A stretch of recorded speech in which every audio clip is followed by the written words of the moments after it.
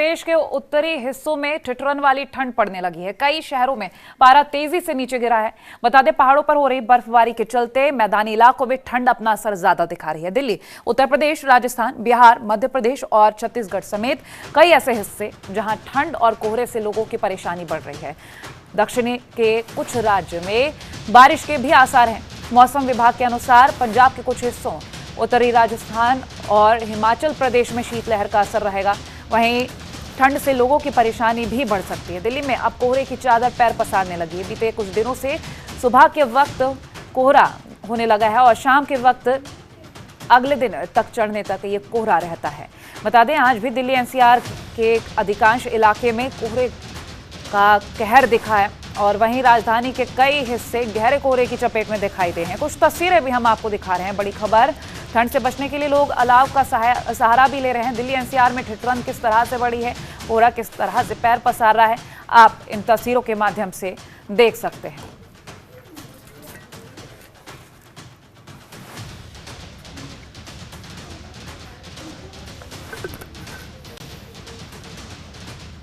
बड़ी खबर, इस वक्त की तापमान गिरने के साथ साथ ठिठुरन बढ़ रही है और कल देर शाम से दिल्ली एनसीआर में कोहरा बढ़ता हुआ नजर आ रहा है। बता दें, धुंध के साथ लोग परेशानियों का सामना कर रहे हैं। ऐसे में आने जाने में लोगों को दिक्कतें हो रही हैं क्योंकि कोहरे की वजह से विजिबिलिटी काफ़ी कम हो गई है। कल शाम से ये विजिबिलिटी काफ़ी कम नजर आ रही है। तो लुधियाना में भी तापमान में गिरावट और इसके साथ ही ठंड बढ़ रही है। मैदानी इलाकों में शीतलहर और कोहरे का असर दिख रहा है, चूंकि जिस तरह से पहाड़ी इलाकों में बर्फबारी हो रही है उस हिसाब से मैदानी इलाकों में ठंड लगातार बढ़ती जा रही है। अब दिल्ली के कई ऐसे इलाके जहां घना कोहरा छाया रहा है, कल शाम से ऐसी तस्वीरें सामने आ रही है। फिलहाल कुछ तस्वीरें हम सुबह की दिखा रहे हैं। ये उस वक्त की तस्वीरें हैं जब लोग अपने घरों से बाहर निकले हैं तो उन्हें परेशानियों का सामना भी ऐसे में करना पड़ा है।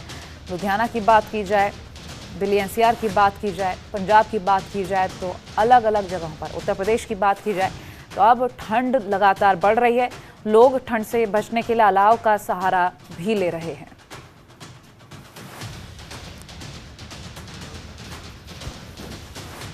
ये बड़ी खबर आप तक हम पहुंचा रहे हैं। मैदानी इलाकों में शीतलहर का कहर देखने को मिल रहा है और दिल्ली के कई ऐसे इलाके जहां आज घना कोहरा रहा है सुबह में, और सुबह के वक्त में लोगों को आने जाने में काफ़ी ज़्यादा दिक्कतें रही हैं। ऐसे में आपको बता दें कि विजिबिलिटी कम होने की वजह से घटना घटित होने के भी काफ़ी ज़्यादा चांसेस रहते हैं। और ऐसे में अगर हम दिल्ली एनसीआर की खास तौर पर बात कर रहे हैं तो दिल्ली एनसीआर के कई ऐसे इलाके जहां पर लोग अलाव का सहारा लेते हुए नजर आए हैं। वहीं अगर हम राजस्थान की बात करें, वहाँ से भी कुछ ऐसी तस्वीरें सामने रही हैं।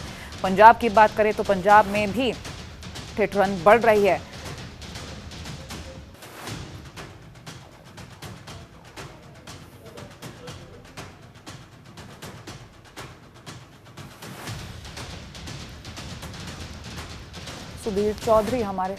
सुनील चौधरी माफ कीजिएगा, हमारे साथ फरीदाबाद से लाइव जुड़ चुके हैं अधिक जानकारी के लिए। सुनील, आपसे हम जानेंगे कि क्या कुछ तस्वीरें सामने आ रही हैं, क्योंकि विजिबिलिटी कम बताई जा रही है। लगातार ये कहा जा रहा है कि धुंध बढ़ने की वजह से लोगों को आने जाने में काफी ज्यादा दिक्कतें हो रही हैं। लोग अलाव का सहारा ले रहे हैं ठंड से बचने के लिए। क्या कुछ अपडेट है?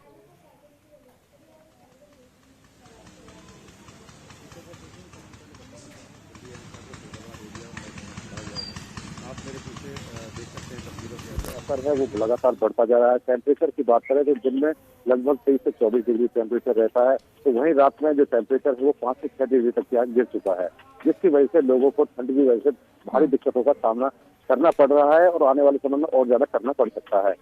सबसे बड़ी बात आती है कि दिल्ली एनसीआर का जो एरिया है फरीदाबाद, इसमें कुछ ग्रामीण एरिया भी है। ग्रामीण एरिया जो केबीटी है, केएमटी जो इलाका है, ये फरीदाबाद से होकर निकलता है। तो उसमें जो है देर रात को जो धुंध पड़ने की वजह से वहां पे लगभग जो सूचना मिली है कि 20 से 25 गाड़ियां आपस में टकरा गई हैं।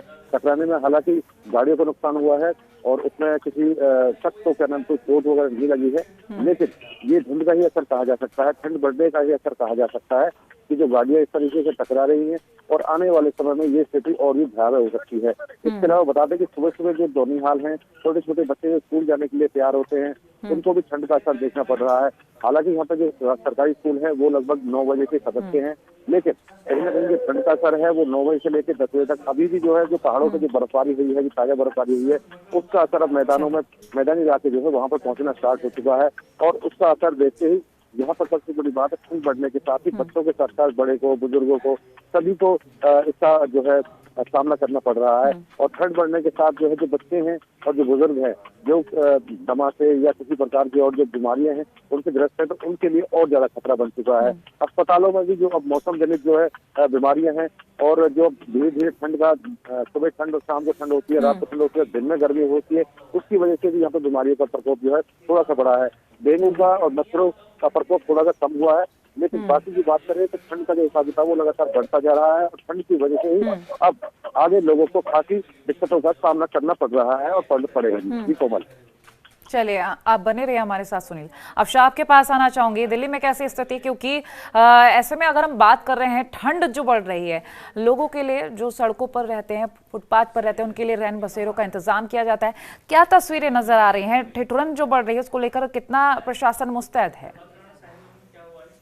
देखिए कोमल, मैं आपको बता दूं, जिस तरह से राष्ट्रीय राजधानी दिल्ली में सर्दी का सितम जो है वो बिल्कुल शुरू हो चुका है। पूरी तरह से सर्दी अपने पूरे जोर पर है। और इस वक्त मैं बता दूं कि राष्ट्रीय राजधानी दिल्ली के अंदर अगर हम रविवार की बात कर लें तो 6 डिग्री सेल्सियस तापमान जो है वो दर्ज किया जाता है, जो कि कहीं ना कहीं जाके सीजन का सबसे कम तापमान ये दर्ज किया गया है। आप क्योंकि बताएं कि आने वाले समय में उत्तर पश्चिमी हवाओं के बाद जो है कि तापमान जो है 6 डिग्री और ज्यादा जो है गिरने की संभावना है। और उसके बाद हालांकि बता दूं, इस वक्त पर भी दिल्ली के हालात अगर मौसम के मद्देनजर देखा जाए, मौसम के हालातों के मद्देनजर देखा जाए तो दिल्ली में खांसी जो है लोगों के बीच में दिल्ली में खांसी सर्दी को लेकर परेशानियां बढ़नी शुरू हो गई हैं। जिस प्रकार से मेरे सहयोगी भी आपको इस समय पर बता रहे थे कि सर्दी में खांसी जो परेशानी का सामना करना पड़ता है स्कूल में जाने वाले बच्चों को करना पड़ता है। सबसे पहले बच्चे इससे ग्रसित हो जाते हैं, और दूसरी बात ये उससे भी ज्यादा जो परेशानी हो जाती है वो बुजुर्गों के बीच में हो जाती है।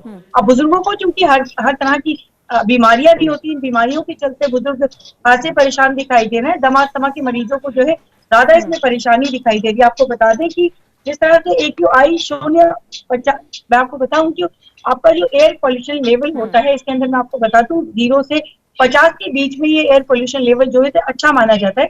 50 से 100 के बीच में जाकर इसको संतोषजनक मान लिया जाता है। और उसके बाद 100 से अगर हम 200 के बीच में या 100 से इसको 101 के बीच में बता दें, 200 और 300 के बीच को इसको बताएं तो ये खराब, और 300 से ऊपर अगर ये जाता है तो बेहद खराब माना जाता है। और दिल्ली में लगभग अगर AQ लेवल की बात करें तो इसी प्रकार से AQ लेवल भी लगातार जो है दिल्ली का बढ़ता चला जा रहा है, जिसके चलते बुजुर्गों को खासी परेशानियों का सामना करना पड़ रहा है।